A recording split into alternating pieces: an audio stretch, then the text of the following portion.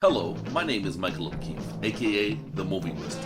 If you enjoy this interview and want to hear more top-notch film industry conversations, please press the thumbs up, subscribe to this channel, and hit the bell to stay in the know. Hello, Andre Gaines. I love learning more about Dick Gregory in your documentary. My first question is, why did you want to call it The One and Only Dick Gregory?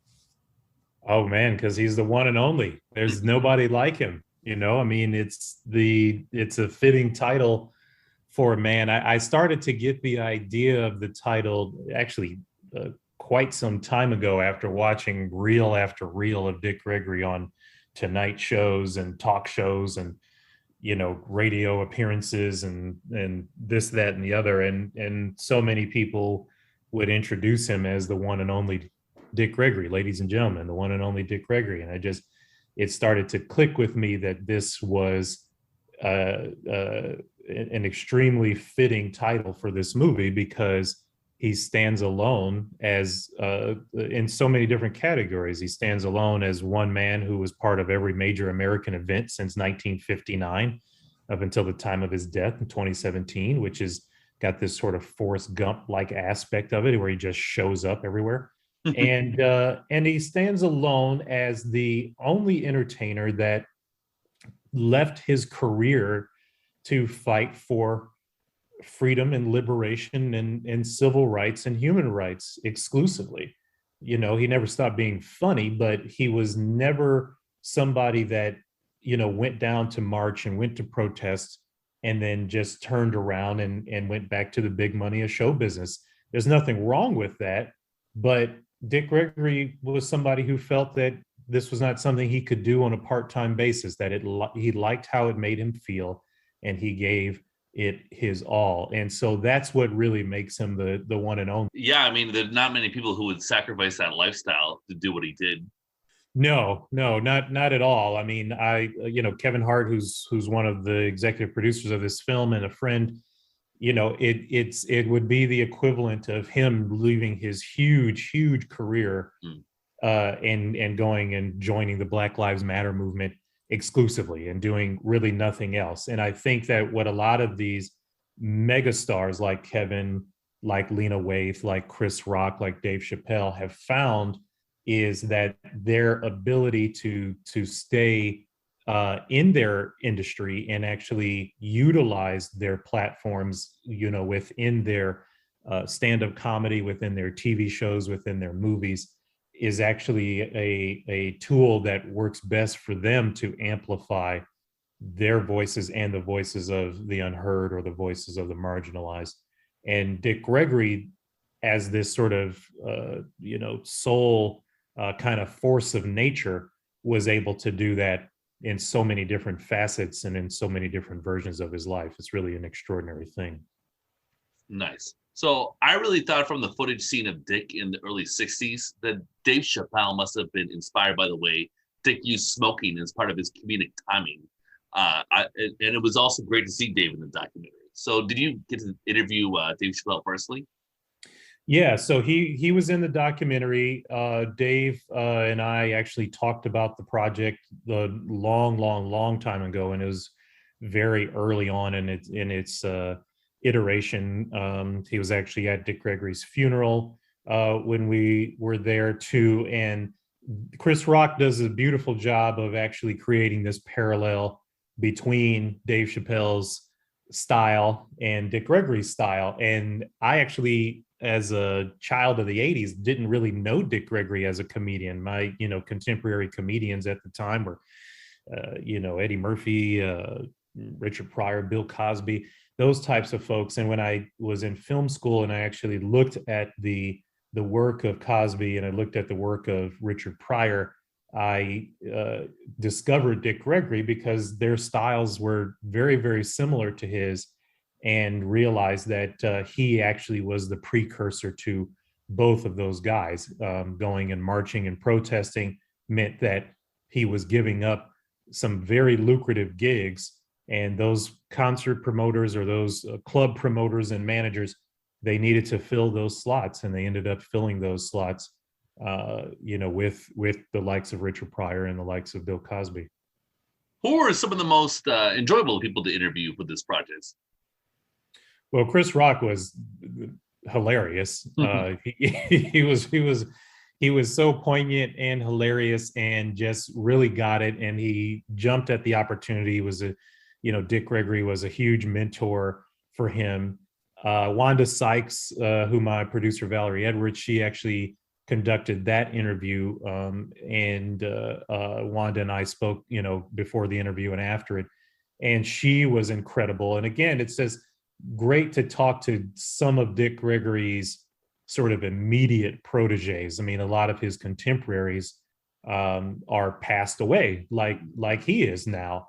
Most of them he completely outlived, but it's great to talk to that generation just below Dick Gregory, just next after him, that were influenced by his comedy and what that really means, in their careers. It was really fun. So when you were making the documentary, how much of that archived footage of his early years doing stand-up did you watch? And how much of that is available to the public? So we amassed probably over 1,100, like 1,000 to 1,100 hours of that content. It's a huge archive. We sort of stand alone now as the largest archive of anything related to Dick Gregory. As a result of this project. And frankly, it could have just kept going and going and going. A lot of that material is, none of that material is actually in the public domain. That's all material that's sourced from the different talk shows or different news programs or different networks. And then a great deal of it is also sourced from some family and friends and their kind of private collections. And then some additional footage, or I'm sorry, some additional photos, things like that, are available for people to license or purchase. But it is just everywhere. I mean, it never ended, and every day as we were editing this, we would discover something new. Like I've talked to several people who don't know who Dick Gregory is and say they've watched the movie multiple times and discover something new. And the same thing, surprisingly, comes from people who did know Dick Gregory and who were in his orbit, in his direct orbit, say that they watched the movie several times and they discover something brand new as well. And so that's how vast and incredible this man's life was. I mean, he really lived about 9 or 10 different lives in one. That's amazing. Would you ever curate like a Blu-ray collection of his television appearances and stand-up? Yeah, so that's something we're talking about with Showtime as we speak. Actually, is sort of what other kind of supporting programming we can provide around it, because there's just so much intrigue and interest in the project itself, and a lot of people just want to learn more. And you can get kind of a tip of the iceberg from going on a Wikipedia or something like this. There's just, the well goes very, very deep of every place that this man touched. So talk about Dick's activism for a bit. What were some of the causes that animated him, and were you ever inspired by that while making the movie? So definitely, I was primarily inspired by that. In fact, it was really this interest in doing more and realizing that the amplification of one voice can have such a impact on millions of people. And his cause really started off as civil rights for Black folks in America to be treated as human beings, to be treated equally under the law and in the face and in the eyes of the government, for fair housing, for fair employment, for fair opportunities in education. But he really was a man of all people. I mean, his rights, his focus really shifted from civil rights to human rights. And that civil rights are human rights. And so, he would have a picket sign in a car, parked off of some protest in DC or wherever it was. And if there was multiple protests going, he can go back to that car and get a different picket sign for whatever protest was happening, because he just literally had a interest in human beings and the ability for all of us to live in harmony and to love one another. And so he was there to fight for all of these causes on a regular basis. He believed deeply in all of them. It was interesting. How long was he on the hunger strike for? That was kind of interesting. Yeah, so he was on the hunger strike initially for the Vietnam War. He was fasting, a peaceful version of protest, and he said that he initially thought he was going to be fasting probably for about 40 to 60 days. He had no idea that the war was going to keep going as long as it did. And Yeah. so he ended up fasting for 2 years. He did Oh not my eat God. any solid food for 2 solid years, in protest of the Vietnam War, for it to end. And it was this great symbol kind of across the world, and especially across America, of what it means to really dedicate yourself to peace. Yeah, so you show his early career as a stand-up comedian in the 60s, and then his turn to activism, and then yada yada yada. He's gonna get back into comedy. How do you explain the difference from his routines and his material from the 60s to the 2000s? Because it was in 2006 that I became hip to him.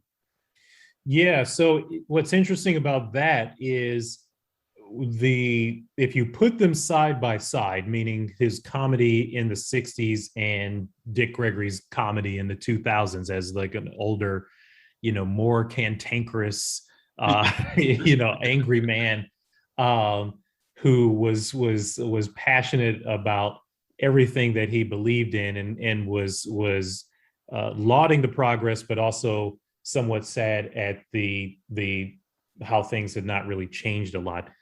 You put those two side by side, it sort of feels like he's doing the safe jokes, safe comedy in the 60s, very buttoned up, super smooth, with a thin black tie and this suave look back in the 1960s. However, the reality is that Dick Gregory broke the color barrier for comedy. And what that means is, the same way that Jackie Robinson broke the color barrier for baseball, the black comics performed in black nightclubs, and white comics performed in white nightclubs back in the 1960s, in the late 50s and 1960s.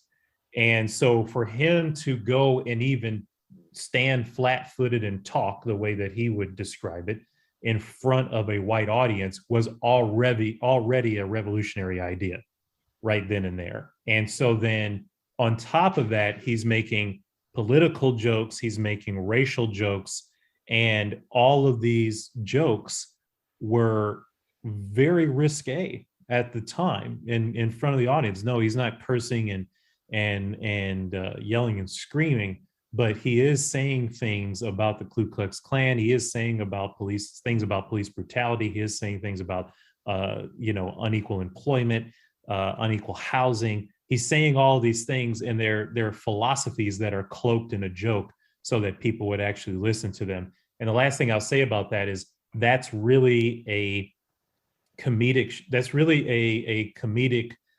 strategy or technique that he invented.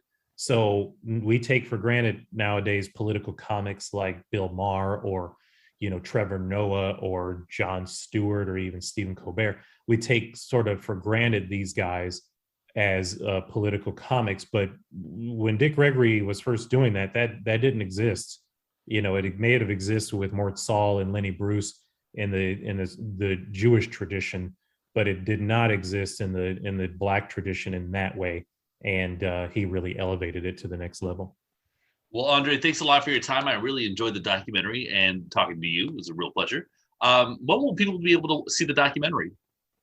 So you can watch it now on Showtime. It's streaming 24/7. It's available on demand on the Showtime app, Showtime or Showtime Anytime app. It's also available through Hulu and I believe Prime Video and Amazon. And it is Showtime is running it regularly. Great. Thank you so much for your time. I really appreciate the conversation. Thank you.